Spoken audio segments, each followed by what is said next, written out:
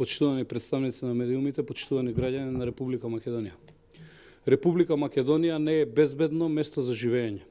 Не поминува ниту еден месец без брутално убиство по улиците. Нашите граѓани се исплашени и вознемирени.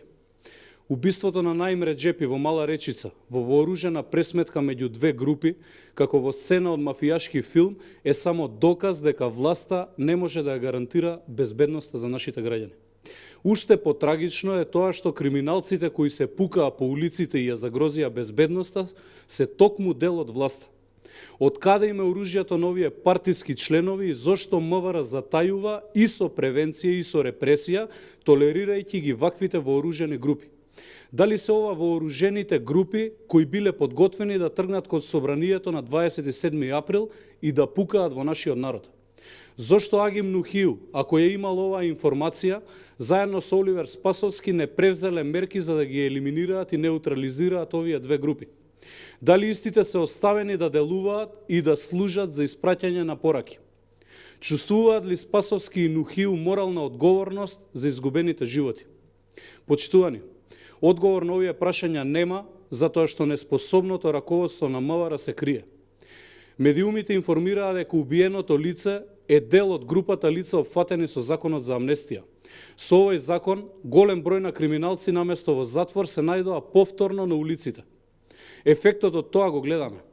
Убиства по улиците, разбојништва врз граѓаните и нивните домови, кражби по улиците, физички напади и исплашени граѓани.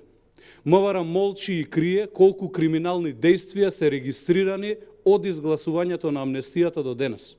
До денес МВР молчи и крие колкумина од амнестираните стојат токму зад овие дела. МВР молчи заради тоа што мора да ја прикрие цената што ја плаќаат нашите граѓани за коалицијата на Социјалдемократскиот сојуз. Нашите граѓани не се чувствуваат безбедно. Криминалот царува, а полицијата е само наблюдувач. Нашата полиција не работи. Уште е на слобода убиецот на младиот Мартин Јанушев. Убиецот на дилавер Бојко од Струга е се уште непронајден. Поминаа 4 месеци, а јавноста се уште нема информации ни за убиците на Исмет Арифи, кој беше изрешетен во Чаир.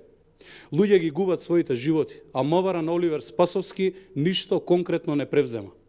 Недозволиво е полицијата со месеци да не може да ги пронајде сторителите.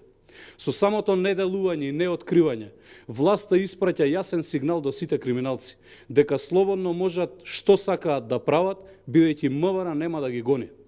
Социјалдемократскиот сојуз не знае да управува со државата. Секогаш кога Социјалдемократскиот сојуз е на власт, улицата е во рацете на мафијашите. Градовите и населените места низ државата не смеат да ни се претворат во полигон за вооружена пресметка меѓу мафијашки структури. Република Македонија мора да стане безбедна држава, во која сите граѓани ќе се чувствуваат сигурно и ќе се чувствуваат заштитени. Власта има обврска да ја гарантира внатрешната безбедност. Социјалдемократскиот сојуз не може да ја гарантира безбедноста. Нашите граѓани заслужуваат стабилни институции и безбедносни служби кои ќе работат во нивна заштита. Нашите граѓани заслужуваат подобро. Ви благодарам.